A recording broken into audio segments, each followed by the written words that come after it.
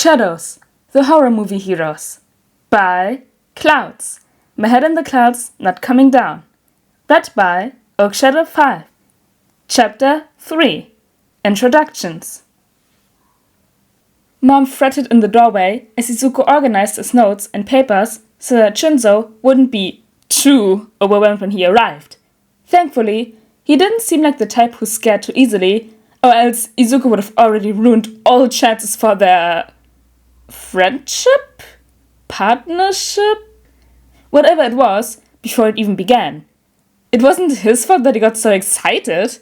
It hadn't even occurred to him that Shinso might not be nearly as excited as he was about using fear to become a different kind of hero. To Izuku, the realization felt like it had completely turned the world on its head. Becoming a hero like All Might had always felt like an impossible mountain he needed to climb, and every person who called him weak or useless, just because he didn't have a quirk, was yet another boulder that he needed to scramble over just to find the path. Not to mention actually climbing the mountain. Once he stopped worrying about being liked, though, it was like someone had taken dynamite to the road and blown all the boulders to shreds. It was still an uphill battle, but now it was doable.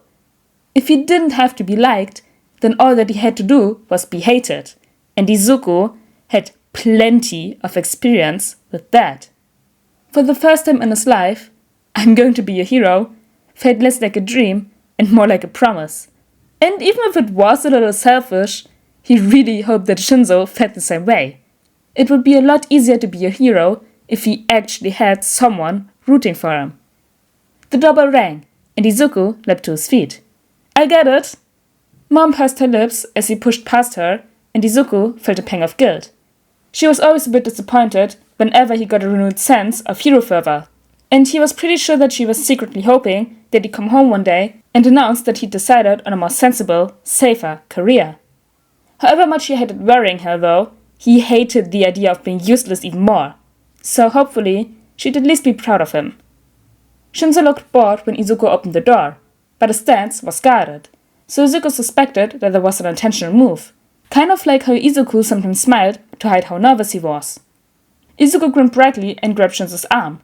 If he was feeling anxious, then Izuku would just have to show him that there was nothing to be nervous about. Come on in, I've been waiting for you.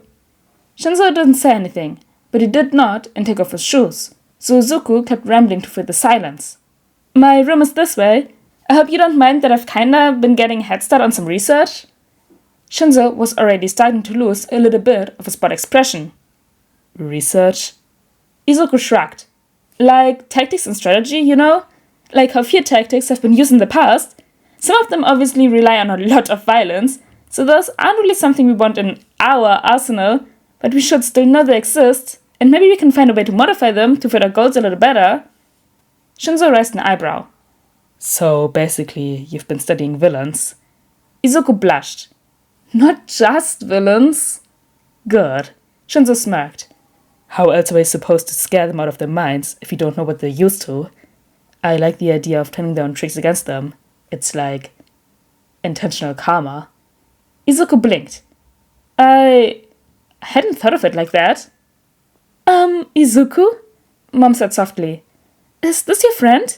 Yeah. Izuku stepped to the side so she could see him better. This is Shinso. Shinso gave her a little wave, and Izuku realized he was probably used to introducing himself suddenly so that he didn't make anyone uncomfortable with his quirk. Izuku understood. He didn't often introduce his quirk at first, because he was afraid of how people would react, but he didn't have to worry about people getting scared, just hostile. He just wished that Mom hadn't looked so grateful that Shinso stayed quiet. He probably shouldn't have told her about Shinso's quirk, but when he'd said that he was inviting a friend over, she wanted to know everything about him. Izuku had, as usual, gotten too excited and started rambling about how cool Shinso's quirk was. Because it was! And how it was going to be so useful when they were heroes. It wasn't until he saw the terrified look on her face that he realized she might see Shinso as a threat and not an ally. Instantly, he started being more vague, but the damage had already been done. At least he'd managed to convince her to let him come over still, but realistically, he knew that Mom only allowed it so that she could supervise them, instead of letting Izuku go off to meet with his dangerous new friend somewhere where she couldn't protect him. It wasn't fair. but Izuku was going to become just as dangerous as Shinso was and prove that he didn't need her protection. They were going to be amazing heroes. Mom smiled nervously at Shinso and turned back to Izuku. Okay. Well, keep the door open and I'll be out here if you need anything, baby. Anything at all. Just yell, okay? Izuku's heart sank. Got it? Mom nodded and stepped aside so that she wasn't blocking the hallway. Izuku didn't say anything else as he led Shinso to his room and closed the door as much as possible so that it was just barely cracked open. He grimaced and turned to Shinso. I am so sorry. Shinso shrugged. My foster parents are the same way. Don't worry about it.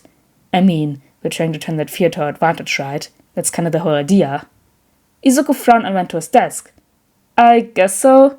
Okay, here's everything I've got so far. Where do you want to start? Toshinori was a little overwhelmed at the moment. He wasn't ready to retire yet. There were still so many people to save, and the world still needed a symbol of peace. Sure, Nezu had pointed out that teaching wasn't really a retirement, but Toshinori still felt like he was being forced away from the front lines.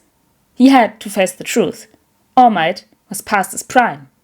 Still, retirement or no, Toshinori knew that he wouldn't be able to really rest until he had found a successor. One for All was a sacred power, and the next symbol of peace would be able to care for the world in his place. So it was his responsibility to nurture their progression and encourage them to become the shining pinnacle of justice he had once been. The only issue was, well, finding the perfect successor. Toshinori put his vibrating phone back in his pocket, deciding to let Night Eye's call go to voicemail. Again. It was impossible to tell whether he was calling about One for All or about Toshinori's new job at UA. Well, maybe it wasn't impossible, but that would require actually picking up the phone and talking to him. So it was out of the question. Whatever conversation Night Eye wanted, Toshinori wasn't ready to have it yet.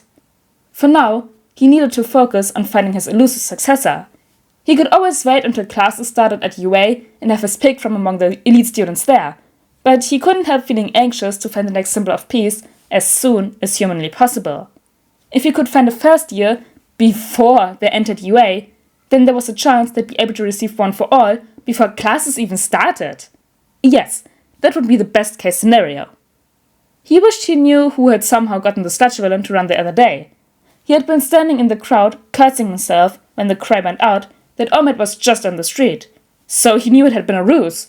But somehow, it had been just enough to get the villain to drop the hostage, which was more than any of the heroes present had accomplished. The child that had started the cry undoubtedly had a good head for strategy and would likely make a good successor. But no one had been able to tell who exactly had been the one to set the plan in motion, so there was no way for Toshinori to find them. Toshinori was obviously a little disappointed, but the child would undoubtedly become a great hero on their own merits someday, so he couldn't afford to spend too much time worrying about it.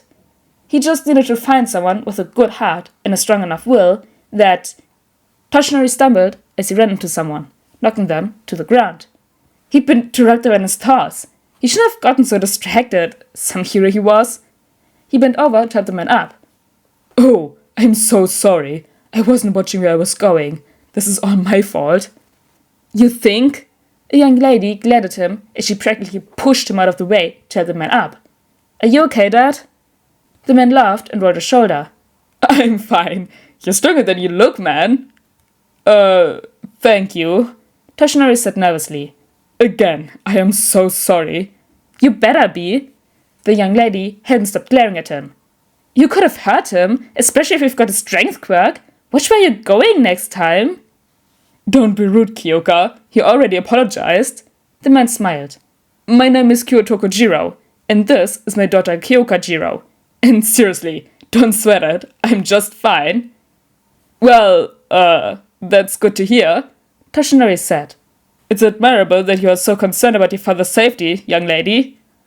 Well, somebody has to be, young Jiro muttered. Goodness knows he doesn't care about it enough. Kyotoko laughed and ruffled her hair. Well, that's what I have you for, my little hero. And soon enough, the entire world is gonna see it, once you get into UA. Jiro pushed him away. Stop it, Dad. You're so embarrassing. Toshinori perked up. You're going to UA. I have to pass the entrance exam first, Jiro huffed.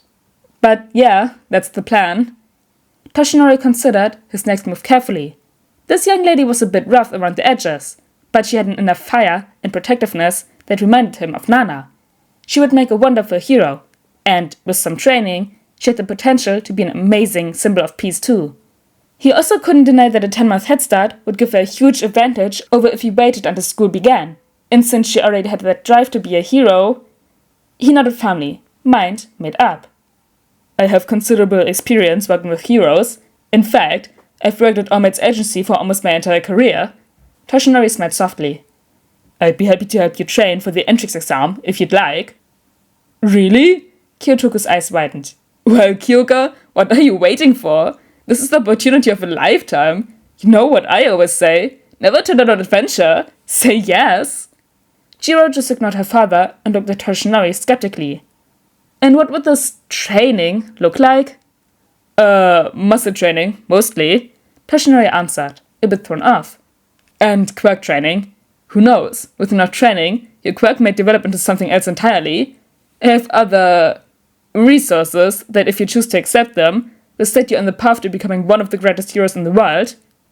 Jiro frowned for another long moment, and Toshinori was terrified she was going to say no until she shrugged. Well, it's not like I have another training plan right now, but this had better be worth it, okay? If not, I'm dropping you. Toshinori blinked in shock. Of course, that sounds reasonable. Jiro nodded, and her father instantly wrapped an arm around both of them. Ah, my little girl's gonna be a hero. Dad, Jiro blushed. I'm not a little girl anymore. Toshinori smiled. The girl knew how to stand up for herself. Good. He had a feeling he'd made the right choice.